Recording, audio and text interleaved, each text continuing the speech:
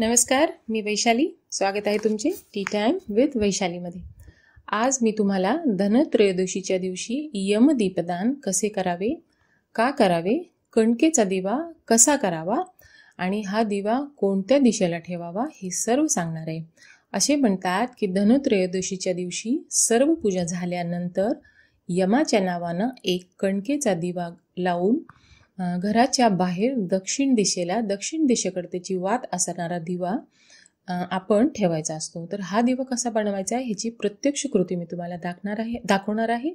म्हणून मैत्रिणींनो, व्हिडिओ शेवटपर्यंत बघा आणि व्हिडिओ आवडले तर लाईक, शेअर, सबस्क्राईब करा आणि बाजूला असलेले घंटीचे बेल आयकनचे बटन नक्की दाबा, म्हणजे तुम्हाला माझे येणारे व्हिडिओचे नोटिफिकेशन मिळेल. तर हे पहा, तुम्ही आपले पीठ घ्यायचे आहे, गव्हाची कणिक, त्याच्यामध्ये थोडीशी हळद मिक्स करून असा घट्ट गोळा तयार करून घ्यायचा आहे आणि त्याच्या सहाय्याने तुम्हाला असा हळूहळू असा एक पणतीच्या आकाराचा दिवा, म्हणजे पणतीच एक प्रकारे, तर असा कणकेचा दिवा या दिवशी महत्त्वाचा मानला जातो. म्हणून तुम्ही हा दिवा तयार करून घ्यायचा आहे. तर याची तुम्ही प्रत्यक्ष कृती पहा. मी तुम्हाला ह्याच्याबरोबरच याची माहिती सांगते की असे म्हणतात की यम हे याची दृष्टी आपल्या कुटुंबावर वक्र दृष्टी पडू नये, म्हणून आपल्या घरामध्ये कुणाचे अकाली मृत्यू होऊ नये, आपले सर्व कुटुंब व्यवस्थित राहावे, म्हणून धनत्रयोदशीच्या दिवशी आपल्या दक्षिण दिशेकडे वात करून एक कणकेचा दिवा हळद घालून जो बनवलेला असतो तो प्रज्वलित करावा. त्याच्यासाठीच हा व्हिडिओ आहे.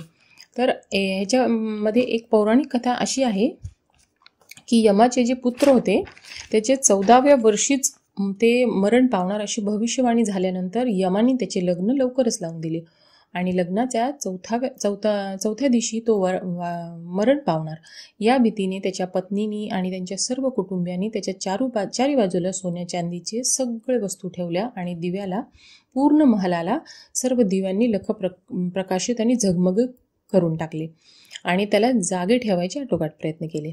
मग ज्यावेळेस यम जे आहे ते मृत्यूच्या स्वरूपात म्हणजे सर्प बनून राजकुमाराला नेण्यासाठी आला, तेव्हा त्याचे डोळे, त्याचे सर्व महलामध्ये जो प्रकाश होता त्या प्रकाशाचे दिव्यांनी अगदी झगमगून गेले आणि दिपतून गेले, म्हणून ते परत निघून गेले. अशा प्रकारे ते राजकुमाराचे प्राण वाचले.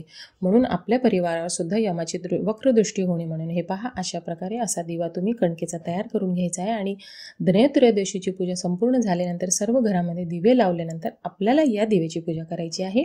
याच्यासोबत याला मुटके म्हणतात. हे पहा, असे 2 छोटे छोटे मुटके तुम्ही अशा हातामध्ये धरून त्याला असे दाबायचे आणि हे या दोन्ही बाजूला दिव्याचे ठेवायचे. तुम्ही एका तांबणामध्ये पूजेच्या समोर याला मांडायचे आहे. पण मैत्रिणी, इथे एक गोष्ट लक्षात घ्या की याची पूजा तर आपण इथे करायची आहे.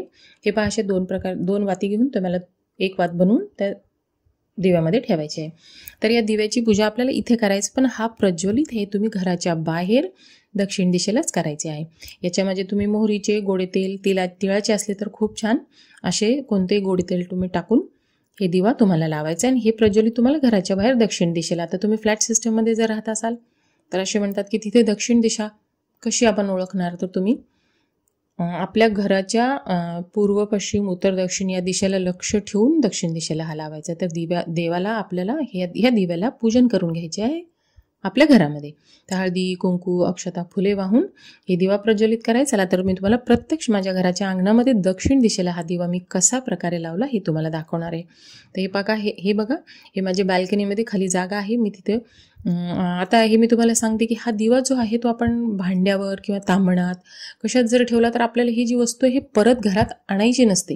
त्याच्यामुळे तुम्ही जर तांबणमध्ये ठेवला तर तुम्हाला ते दान करावं लागणार, ते घरात तुम्ही घेऊ शकणार नाही, ते दुसऱ्या आपल्या गोष्टी कराव्या लागणार. त्याच्यापेक्षा तुम्ही एका फरशीवर किंवा एका कागदावर, मी आता इथे एक प्लेन पेपर घेतला आहे, त्याच्यावरती मी हा दिवा ठेवणार आहे आणि मग नंतर ते आपण विसर्जन करून टाकले तर सर्व होतं. म्हणून तुम्ही एखाद्या फरशीवर किंवा कशावर तरी किंवा जमिनीवर जरी ठेवला दक्षिण दिशा. आता तुम्हाला दिशा सांगते, हे पहा. आता तुम्ही पूर्वेकडे जर तोंड करून उभे असाल तर पाठीमागे पश्चिम दिशा, तुमच्या लेफ्टला तुमच्या उत्तर आणि दक्षिण दिशा तुमच्या राईटला. तर हे पहा, ही माझ्या उजवा हात आहे, इकडे दक्षिण दिशा आहे. तर हा जो दिवा आहे हा दक्षिण दिशेला. आता तुमच्या लक्षात आला असेल की पूर्वेकडे तोंड करून उभे असेल तर तुमच्या उजव्या हाताकडे दक्षिण दिशा आहे. तर त्या दिशेला तुम्हाला दिवा ठेवायचा आणि दिव्याची वात देखील तुम्हाला दक्षिण दिशेकडेच असावी. तर हे पहा, दक्षिण दिशा. तर हे दक्षिण दिशेकडं हे आहे तुम्हाला समजायचा मी पूर्णपणे प्रयत्न करते की ही दक्षिण दिशा आणि वातसुद्धा दक्षिण दिशेकडे तुम्हाला ठेवायची आहे. आणि असा तुम्हाला तिथे दिवा ठेवायचे आहे, बाजूला 2 मुटके ठेवायचे आहेत आणि तिथे जाऊन तुम्हाला हा दिवा प्रज्वलित करायचा आहे.